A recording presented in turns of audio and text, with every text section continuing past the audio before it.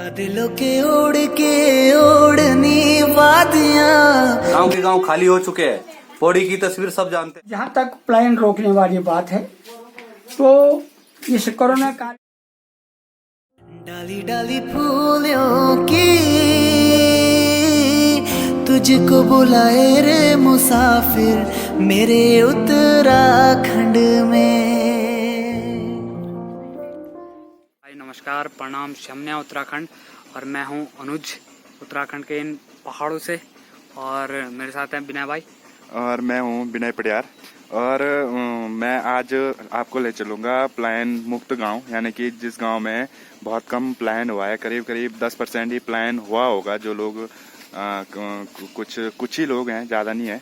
तो अभी मैं आपको ले चलूँगा अपने गांव में, दिखाऊंगा कितना पलायन है हमारे गांव में।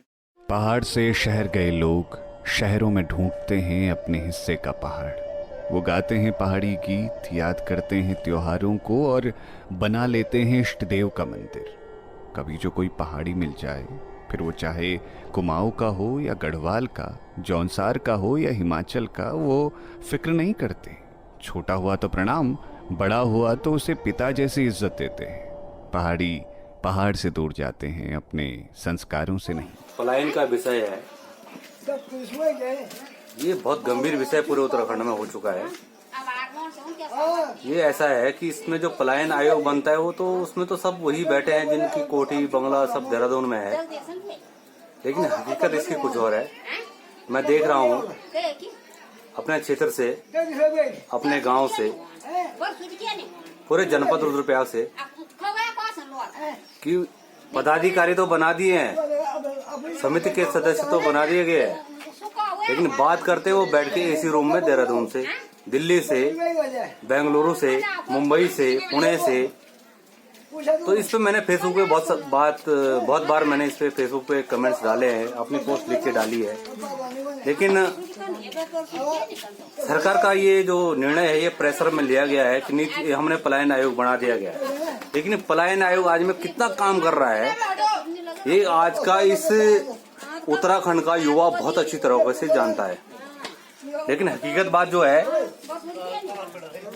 कि पलायन आयोग का अस्तित्व है कहाँ? कोई अस्तित्व नहीं है। पलायन आयोग का मेंबर उसको बनाया जाना चाहिए जिसके घर में अपना पुश्तैनी मकान हो, अपनी जमीन जायदाद हो, उस पर खेती करता हो, अपने गौशाला हो, उस पर अपने वो पशुओं का पशुपालन जो है वो करता हो। बहुत सारी चीजें ऐसी हैं कि जिनको कि समझना आज हर युवा तो समझ गया, हर समझदार व्यक्ति समझ गया है, हर जिसको बोलते हैं कि हर जो संवेदनशील व्यक्ति है इसके प्रति वो समझ चुका है। लेकिन ये केवल खाना पूर्ति के लिए पलायन आयोग का गठन करना ये बहुत ही गलत है। मैं चाहता हूं या मेरा ये संदेश है कि हर युवा, हर व्यक्ति, हर संवेदनशील व्यक्ति, हर सामाजिक कार्यकर्ता जो बड़े बड़े नाम लिख के घूमते हैं कि मैं सामाजिक कार्य करता हूं, लेकिन कहाँ का सामाजिक कार्य करता है? गांव की स्थिति ऐसी है। जनपद रुद्रप्रयाग में अगर उखीमठ ब्लॉक का देखा जाए या जकोली ब्लॉक का अति दुर्गम देखा जाए तो कहीं कुछ नहीं बदला है। गांव के गांव खाली हो चुके हैं। पौड़ी की तस्वीर सब जानते हैं। लेकिन पलायन आयोग कुछ भी काम नहीं करा धरातल पे, ये केवल कागजी फाइल दौड़ रही है। और पलायन आयोग जो है उसके सदस्य वही है जो सुगम अति सुगम महानगरों में बैठे हैं और वहां जाके पलायन आयोग का चला रहे हैं।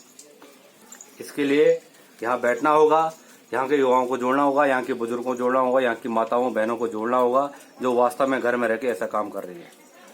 रही मेरे गांव की बात, मेरे गांव में आज मैं गारंटी के साथ बोला मुश्किल से 10% पलायन है।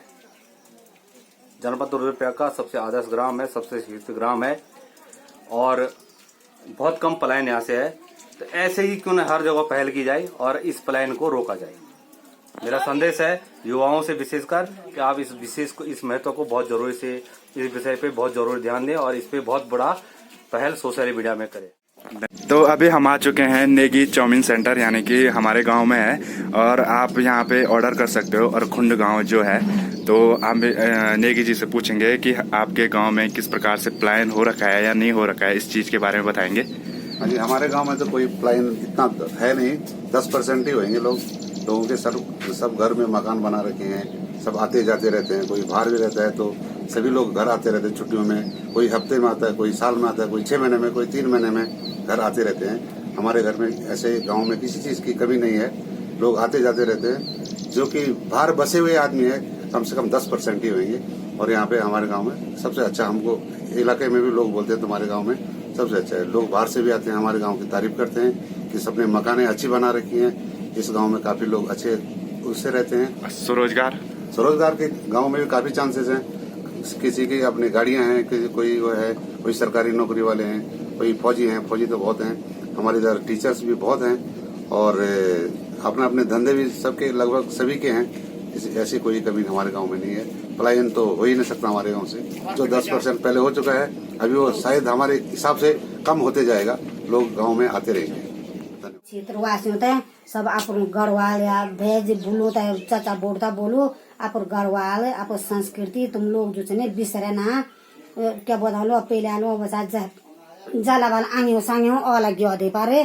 तो मैं यान बोलूँ कि आप अभी दियो का वर्तमान में जब 2020 बिटने यान मड़ा कोरोना काल चलो तो सभी है ना घर चाहे कि यो माँ छे घर में, तो यो माँ घर में छे तो ते माँ भी दियो का तुम ते बालक ते बुआरी ते सास में ऊन पड़ी ना, तब है ना जब यो माँ घर में तो सभी तनी छोड़ी जाला तो कख जाला बोलका दिन तुम्हारी यहाँ समस्या बोल तुम कख जाला तैसे में सभी श्रोता भय बना ये बोलू आप घर ना छोड़े, आप गाँव ना छोड़े, आप संस्कृति ना भूले। हम ये माटा में रहने वाला था, ये माटा में हम जिंदगी भी बितौना। हमारे कृषि काम से हमारे क्या ये माटो काम जो हम किसान लोग से ना, हम उन्हीं माटा पर ज्यादा निर्भर हम माटा पास ना। तो मैं ज्यादा नहीं बोलूँ, आपको शब्दता विराम दे लो। बहुत बहुत धन्यवाद। मैं बात कराऊंगा जो हमारे गांव के युवा वर्ग हैं, उनसे जानने की कोशिश करूंगा कि प्लान के बारे में क्या सोचते हैं। तो प्लान होना चाहिए नहीं होना चाहिए, तो मिलते हैं सीधे। हमारे गांव में प्लान बहुत कम है। अब हमारे गांव वालों ने रोजगार के साधन खोल रखे हैं, जैसे मुर्गी बाड़ा है, डेयरी फार्म है और कम से कम 80% लोग तो गांव में ही रोजगार हैं और मात्र 5 या 10% लोग ही बाहर हैं। इस वीडियो को देख रहे हैं, मैं उनसे विनती करूंगा पहाड़ से बाहर मत जाओ, पहाड़ी में ही रहने दो। जो प्लान में जा रखे हैं वो भी पहाड़ में आ जाओ। मैं भूतपूर्व प्रधान श्री धर्मेंद्र सिंह नेगी ग्राम सभा और खुंड से अभी हमारे गांव में कुछ प्लान के संबंध में कुछ बच्चे इस संबंध में सोच रहे हैं, जो कि बहुत अच्छी बात है। वैसे तो इस रुद्रप्रयाग जनपद में या उत्तरांचल में शायद हमारा गांव में प्लान की समस्या बहुत कम है। इतना तक कि जो लोग वर्षों से भारी रहे, जिनके बच्चे भारी पैदा हुए, आज उन्होंने भी अपने गांव में अपने जो पुश्तैनी मकान थे उनको जीर्णोद्धार कर दिया है और बराबर आते जाते रहते हैं। और प्लान का मुख्य कारण है, आप जानते हैं कि जो गरीब लोग होते हैं गांव में, उनके बच्चे थोड़ा बड़े होकर के नौकरी के लिए, गांव के अपने परिवार को पालने के लिए प्लान करना पड़ता है।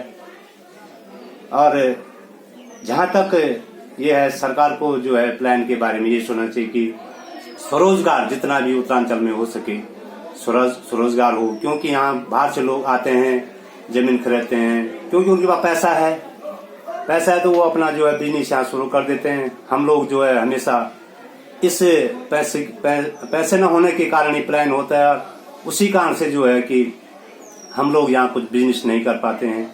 इसमें मेरा तो एक निवेदन है सरकार से कि वो जो है कुछ जो है अपना सरकारी बजट लगा करके कुछ जैसे ढाबे, होटल और कुछ फैक्ट्रियां खोलें, और जिसमें कि लोग जो है स्वयं काम करें और कुछ उत्पादन करें, कुछ सरकार को दें और कुछ अपनी रोजी रोटी चलाएं।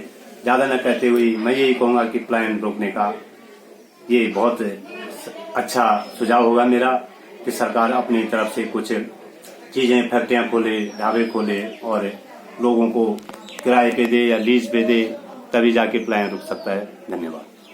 पलायन रोकने वाली बात है। तो इस कोरोना काल में देखा गया कि आखिर लोग आ तो रहे हैं, ठीक है, आप पढ़िए लिखिए रोकिए, जो भी करते हैं आप अपना व्यवसाय कीजिए, नौकरी कीजिए, धंधा कीजिए, लेकिन जन्मभूमि